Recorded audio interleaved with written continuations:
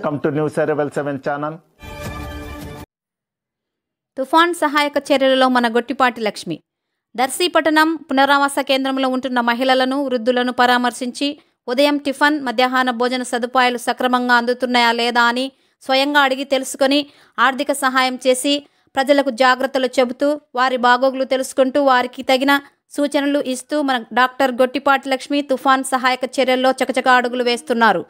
అనంతరం తూర్పు వెంకటాపురం గ్రామానికి మధ్యలో తుఫాన్ దృష్ట్యా బ్రిడ్జి దెబ్బతిని రాకపోకలకు అంతరాయం కలగగా అక్కడికి వెళ్లి స్థానికులతో మాట్లాడి కొత్త బ్రిడ్జి ఏర్పాటుకు ఆర్ఎన్బి అధికారులతో ఫోన్లో మాట్లాడి ఎస్టిమేషన్ వేయవలసిందిగా కోరారు.